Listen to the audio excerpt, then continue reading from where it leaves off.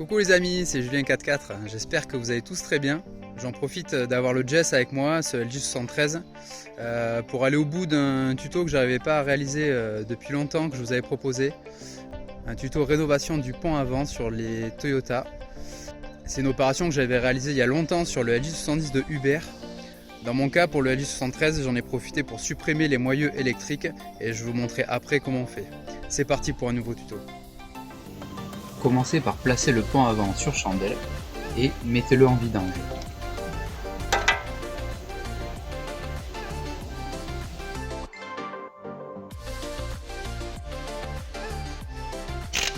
Déposez les roues avant. Avant de déposer la tête de moyeu, assurez-vous qu'elle est bien en position free. A l'aide d'une clé de 10, déposez les 6 vis de la tête de moyeu.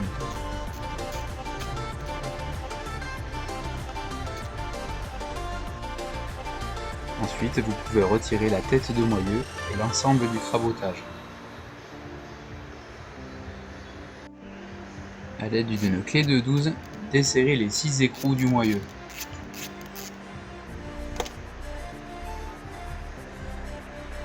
Observez les rondelles. Elles ont un rôle important. On peut voir une rondelle frein, puis une rondelle conique.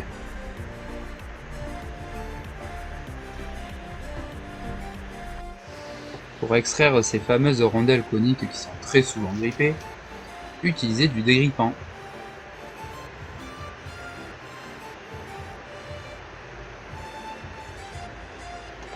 Ensuite, replacez les 6 écrous bout de tête de vis, puis frappez sur le dessus du moyeu fermement avec un marteau pour extraire la fameuse rondelle conique.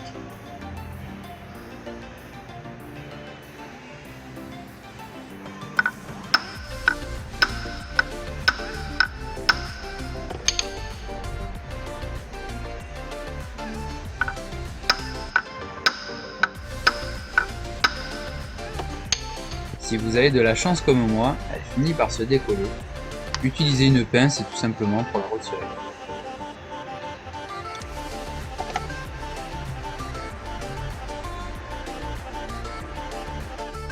Ensuite, à l'aide d'une pince à circlips, retirez le circlips du demi-arbre.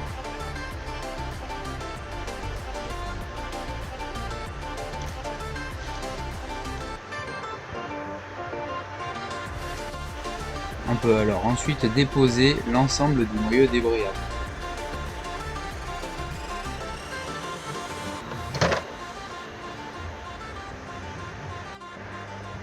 A l'aide d'un arrache-rotule, déposez la rotule de direction et sa barre du bras de pivot.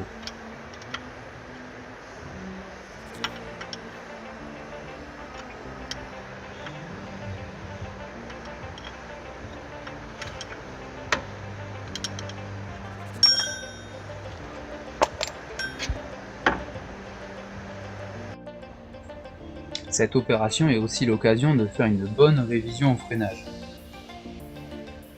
Dans mon cas, je vais aussi en profiter pour remplacer les flexibles de frein qui sont complètement foutus.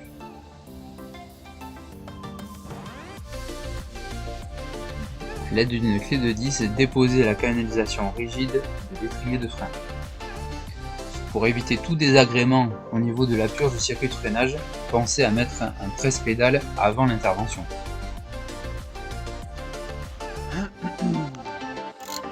A l'aide d'une clé de 17, déposez les 2 vis de l'étrier de frein.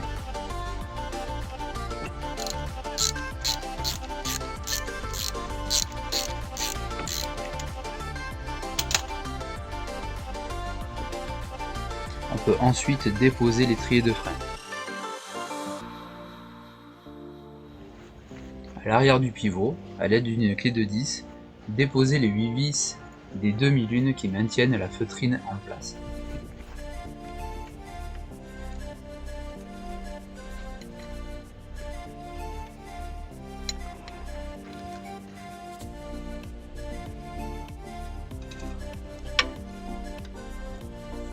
A l'aide d'un tournevis plat, je peux alors retirer les demi-lunes.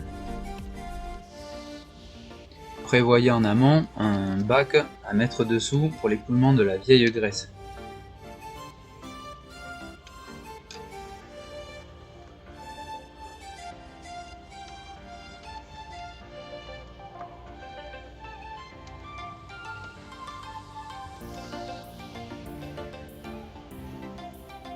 Observez bien l'ordre d'assemblage. D'abord la feutrine, ensuite le joint en caoutchouc,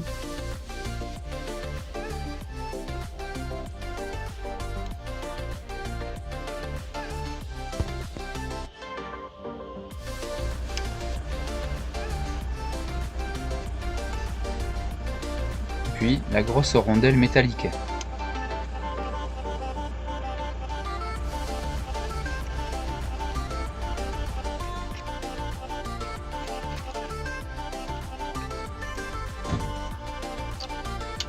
Ensuite, avec une clé de 17, desserrez les 4 écrous du pivot supérieur et les 4 écrous du pivot inférieur.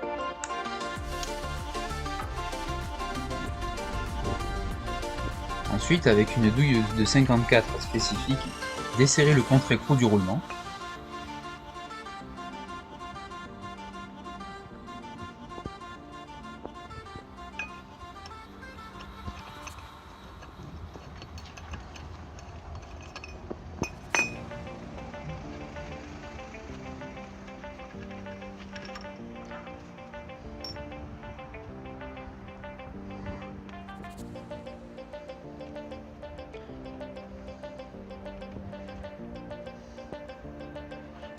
Ensuite, avec l'aide d'un chasse-goupille ou d'un tournevis plat, retirez la rondelle frein.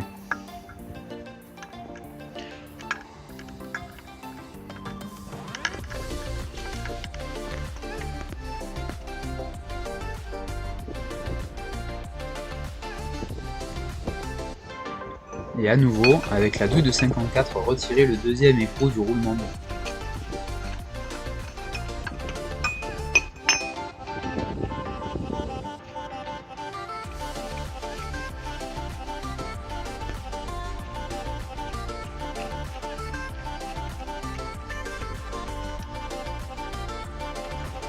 On peut ensuite retirer la rondelle d'appui au roulement et le roulement conique extérieur.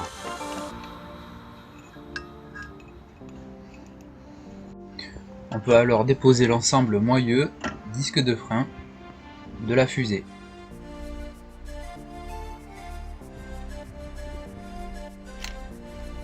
Ensuite, avec l'aide d'une clé de 14, déposez les 8 vis de la fusée.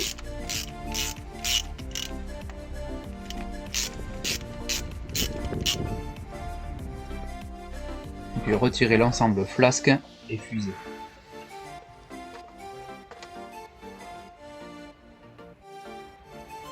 Observez les méplats qui sont présents sur le jaune cinétique. Ils permettent d'extraire le demi-arbre comme ceci.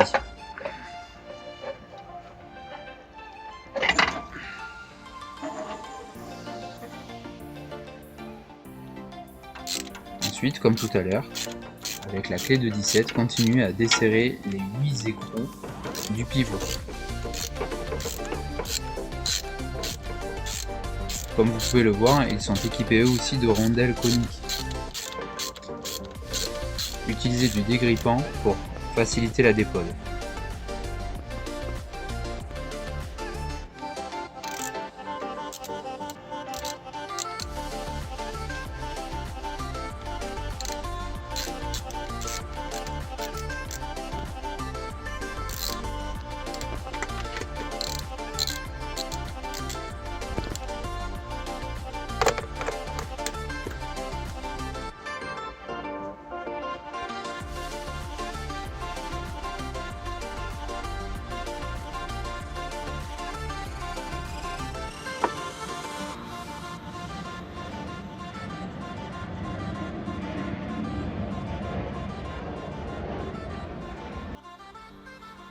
Ensuite, retirez l'axe de pivot.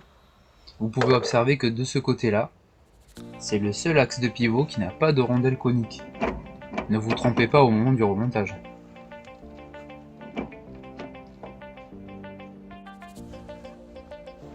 Une fois les deux axes de pivot déposés, on peut retirer le pivot complet.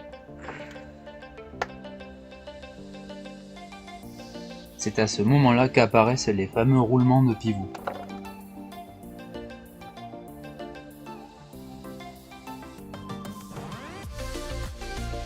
Pour retirer les anciennes cages de roulement de pivot, on peut observer qu'il y a des petites fentes prévues à cet effet.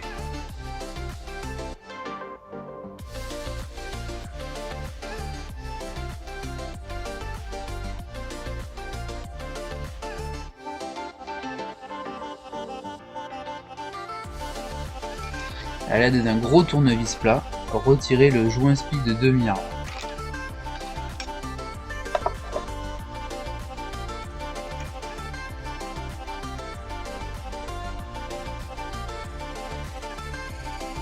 C'est à ce moment-là qu'on peut retirer la grosse rondelle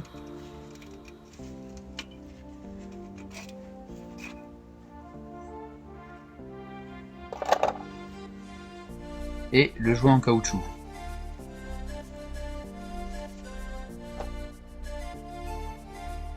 À l'aide d'un burin ou d'un chasse-goupille, aidé de votre marteau, retirez les anciennes cages de roulement de pivot.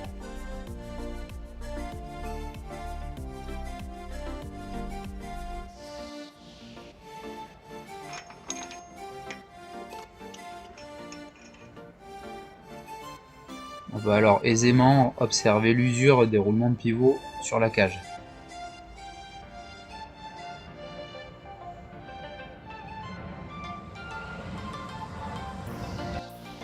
On peut alors replacer l'ensemble rondelle, joint caoutchouc et feutrine neuve dans cet ordre.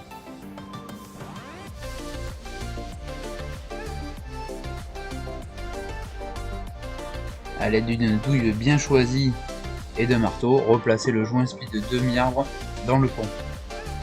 Attention, il est essentiel de bien le placer. À l'aide de votre marteau, replacez les cages de roulement de pivot neuves.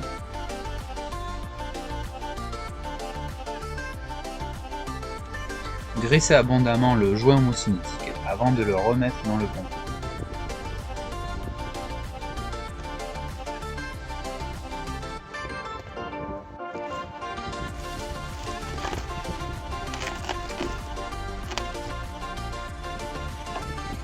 Replacez le demi-arbre dans le pont en faisant bien attention de ne pas abîmer le joint speed.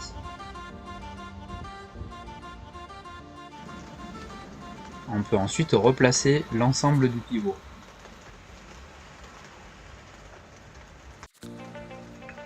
Les axes de pivot avec des cales de réglage. Dans mon cas, j'ai réutilisé les mêmes épaisseurs. Comme je vous le disais tout à l'heure, on peut voir que les rondelles sont différentes à l'axe de pivot supérieur gauche. Avec votre clé de 17, serrez correctement les écrous de l'axe de pivot.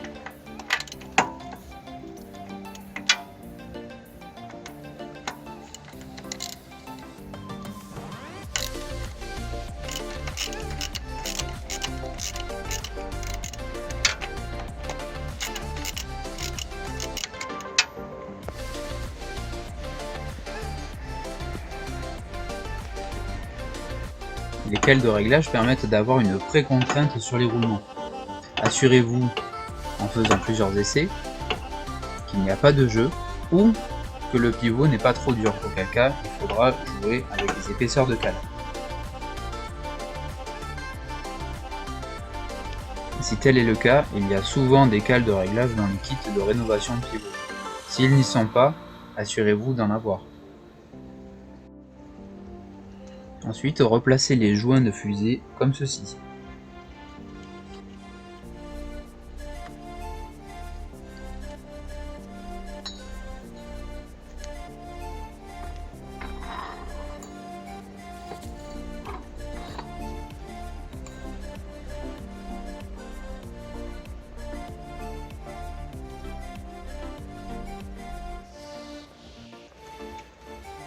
Replacez la fusée et la flasque de frein.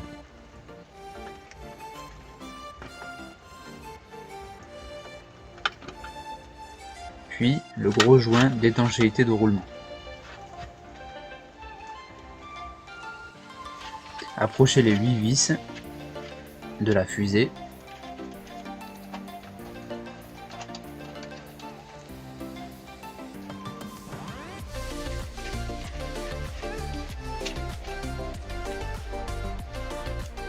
Puis à l'aide d'une clé de 14, serrez-les fermement.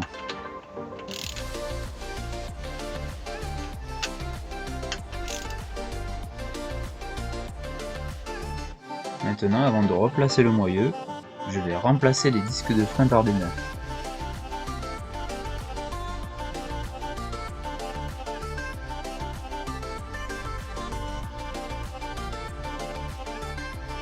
A l'aide d'un grand levier, retirez le joint SPI qui se positionne derrière le moyeu.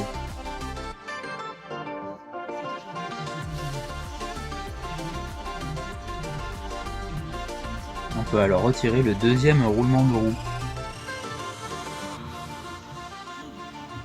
Dans la précipitation, je ne vous ai pas montré comment on fait pour changer le disque de frein.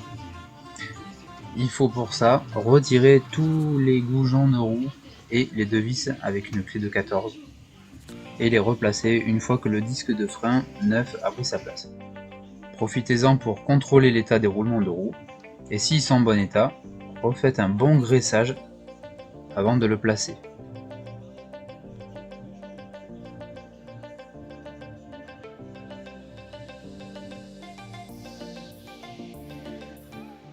Remettez le joint SPI de moyeu dans son logement.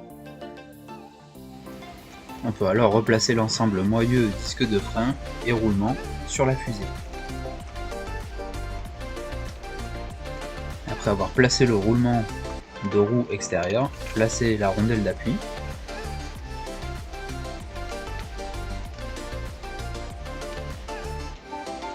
Puis l'écrou de 54.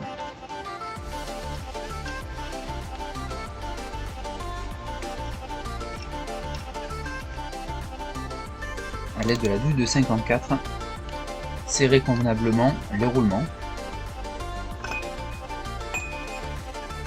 Puis faites un essai à la rotation. Et assurez-vous que les deux soient bien placés.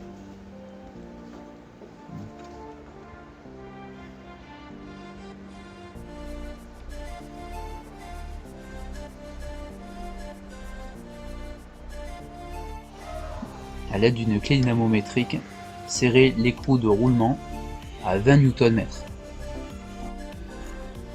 Ensuite, placez une rondelle d'arrêt neuve.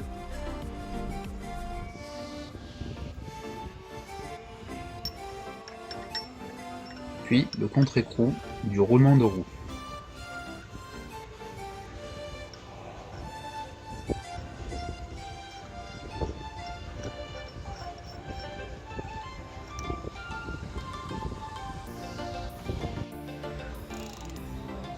Serrez à nouveau à 20 Nm. On peut alors replacer le moyeu débrayable.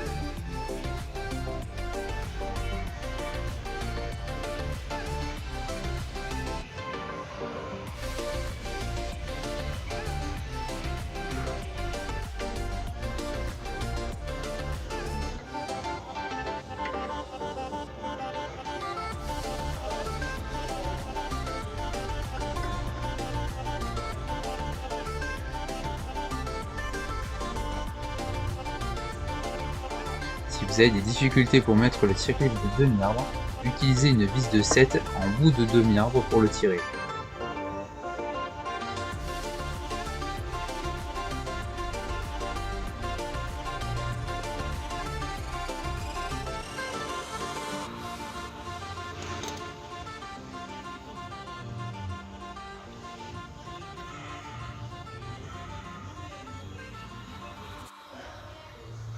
On peut ensuite replacer l'ensemble des rondelles coniques et appliquer un serrage à l'aide d'une clé de 12.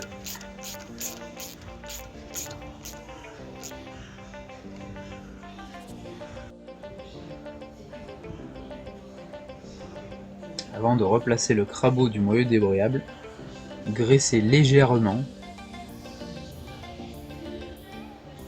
et ensuite observez le détail au niveau du crabeau du moyeu débrayable. y a un petit ergot.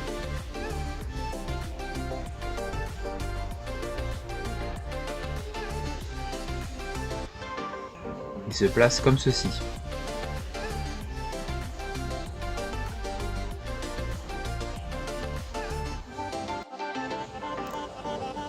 Après avoir replacé les 6 vis de la tête de moyeu, serrez-les avec une clé de 10. N'hésitez pas à faire plusieurs essais de crabotage, tout doit fonctionner impeccablement.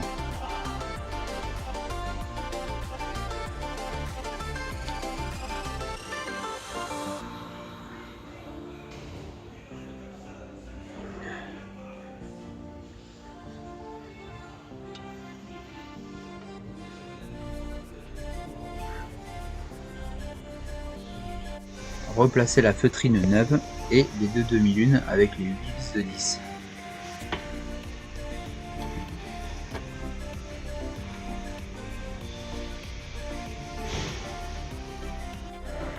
Replacez l'ensemble étrier de frein, canalisation et flexible de frein.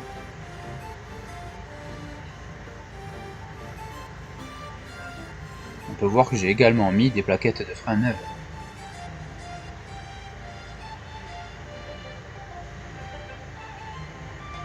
N'oubliez pas de remettre en huile le pont avant, avec de la 80-90.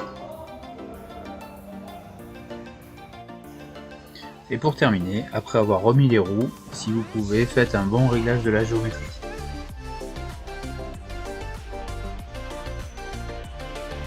Et voilà, le LJ peut reprendre la route en toute sécurité. Ensuite, pour ce qui est de la conversion des moyeux débrayables électriques en moyeu manuel Aisin d'origine, pour ça, il vous faut une fusée de moyeux débrayables manuels et un ensemble de moyeux débrayables manuels Aisin. Profitez-en pour remplacer les roulements de roues qui ne sont pas les mêmes. Pour le reste, l'opération de révision des roulements de pivot est exactement la même que celle que l'on vient de voir ensemble. Et voilà, désormais le LJ73 aura une paire de moyeux qui fonctionne. Voilà les amis, j'espère que cette vidéo vous aidera une fois de plus. Et comme d'habitude, si c'est le cas, n'hésitez pas à me le dire en commentaire. Moi j'adore vous répondre à chaque fois. J'adore vous lire, j'adore échanger avec vous. Et quant à moi, je vous dis à la prochaine. Salut!